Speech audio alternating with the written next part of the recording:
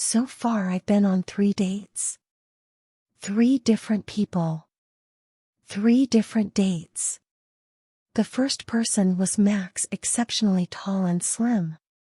We went out to a restaurant and talked all night, about things that I can't recall. Every word seemed so important that I felt the need to linger on it for a while, but the subjects changed so rapidly and so fluidly, like a flowing river. He presented himself in a charming manner, subtly flirting with me and yet still not being overtly forward. We both enjoyed the night, and made plans to catch up sometime in the near future. He was found, early the next day, slumped over a garbage bin in an alleyway. His legs were cut off, and were placed against his body, the blood from the incision trailing down his back. His heart was removed from his body and was never found. Needless to say, that shook me. I had never had a death impact me that hard. The gruesomeness of it all felt like a punch to the gut.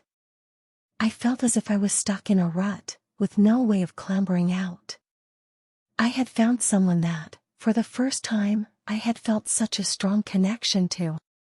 He seemed to be the perfect man, and now he was gone, cruelly taken from this world. Sleep was hard to come by, and my tears flowed freely. Then I met Evan.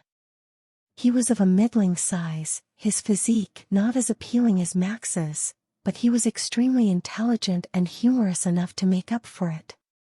We went to the cinemas for a first date, and had to leave halfway through the movie on account of the fits of laughter he would send me in.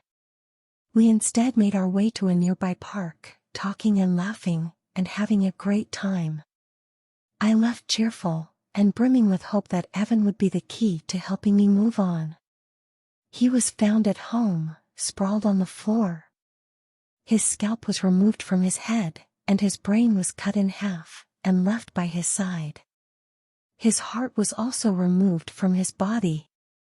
The detective I spoke with mentioned that the incisions were perfectly straight, cutting in ways that a simple knife wouldn't be able to do.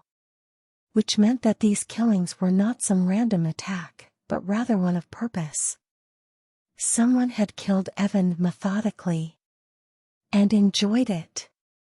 One death could be written of as a coincidence, things like these do happen. But 2, something else was going on. And the correlating factor seemed to be dating me. And so when Matthew asked me out, I was hesitant. But he was persistent. He knew full well what had happened to my other dates and was confident that he could take care of himself. Standing at 6 feet 5 inches, he was a mountain of a man, after all. It was a simple evening. We ordered in pizza at his apartment and watched that new show everyone is talking about on Netflix.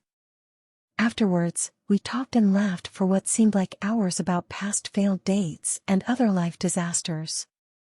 Leaving his house I felt happy and fulfilled. But worried. Very worried. He was found outside a gym, his torso cut in half, and his heart removed. Another chat with a detective revealed that this was the most brutal of the attacks. While both Evan and Max were killed instantly, an autopsy revealed Matthew was kept alive for hours.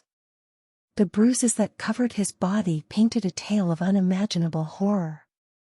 The police began to question me more, as there were 3 suspicious deaths all related to me. I retreated inside myself, and rarely left the house for anything. Life became bleak and worthless. Everything just seemed meaningless.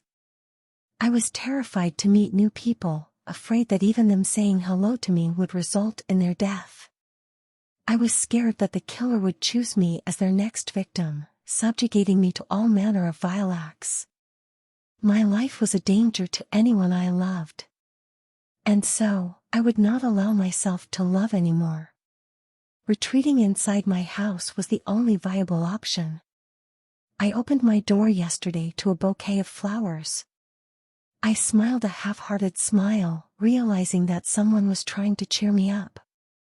Most likely a worried family member. Touched by the thoughtfulness, I picked up the flowers and tried to find a vase somewhere in my house to place them in. As I was walking through my house, 3 pieces of paper fluttered out of the flowers and onto the ground. Furrowing my brow, I picked them up and took a closer look at them. On each piece of paper was a Polaroid photo of a human heart. And on the back of each photo was a message, scribbled in pen. Only my heart belongs to you.